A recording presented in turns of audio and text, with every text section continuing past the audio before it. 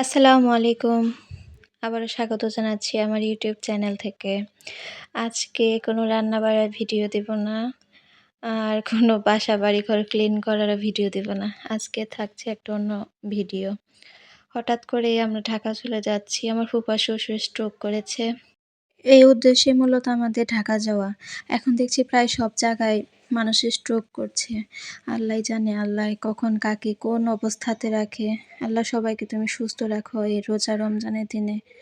কাউকে এরকম অসুখে ফেলো না।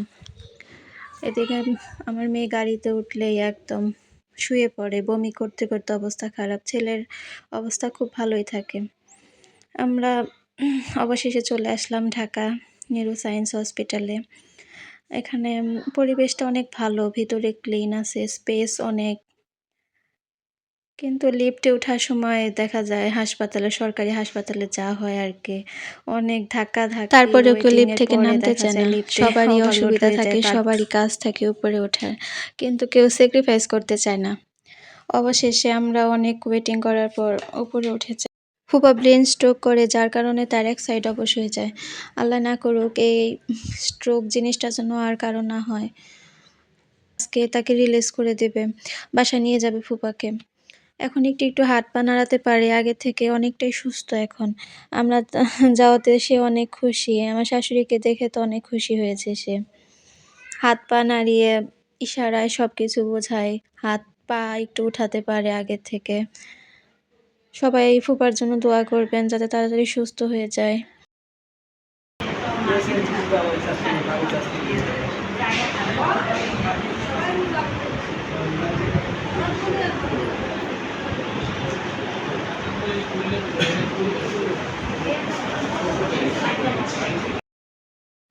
একমাত্র ক্লিনিকে বা হসপিটালে আসলেই দেখা যায় মানুষের কত রোগ আছে, আল্লাহ তাআলা কত রোগ দিয়েছে।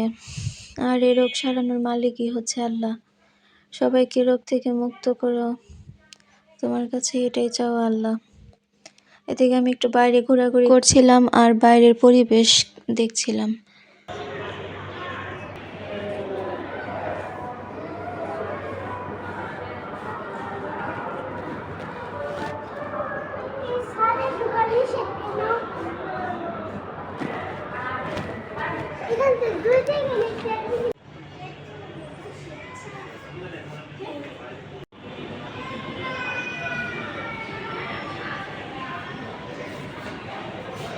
এখানে বেশি টাইম থাকিনি।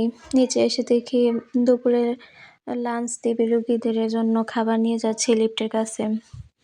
পরিবেশ মোটামুটি ভালোই আছে, ক্লিন আপ, সব দিক দিয়ে স্পেস আছে। বাসায় চলে এসেছি, তাড়াতাড়ি ইফতার বানাতে হবে, অনেক কাজ আছে এজন্য। আল্লাহ হাফেজ। আর আমার ফুফার জন্য সবাই দোয়া করবেন যাতে তাড়াতাড়ি উনি সুস্থ হয়ে যান। আবারও দেখা হবে নতুন একটি ভিডিওতে।